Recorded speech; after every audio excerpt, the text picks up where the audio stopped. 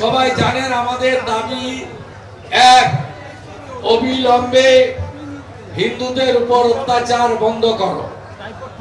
আমাদের দাবি দুই, অবিলম্বে চিন্ময় কৃষ্ণ প্রভু সহ সন্ন্যাসীদের বিনা শর্তে মুক্তি দান করো।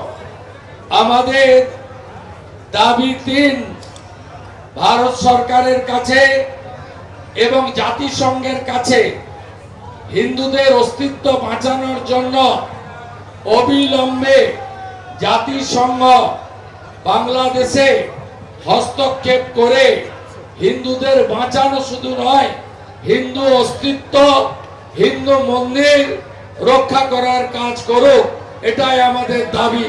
সবাই একমত তো? সবাই একমত তো? দুনিয়ার হিন্দু, দুনিয়ার হিন্দু, দুনিয়ার হিন্দু।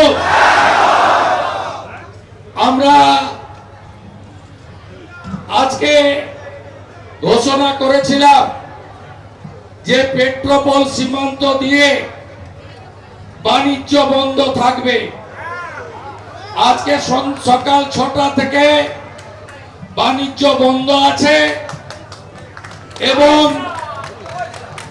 আমি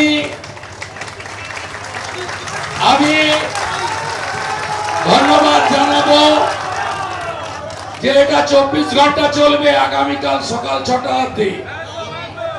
এটা আমরা ট্রেলার দেখিয়ে গেলাম।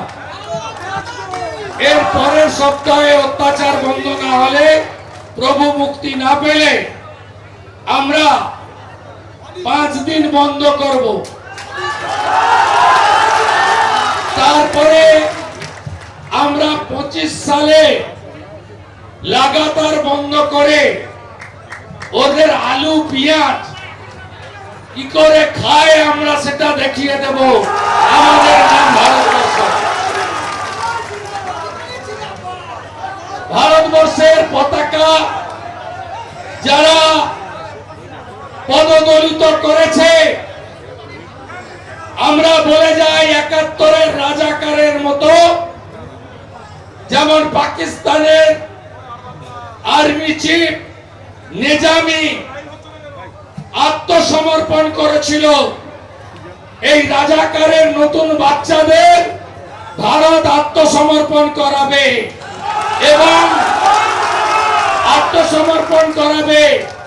ভারত আজকে একটা দেশ নয়, পৃথিবীর একটা শক্তিশালী রাষ্ট্র। নরেন্দ্র দামোদর দাস মোদীর নেতৃত্বে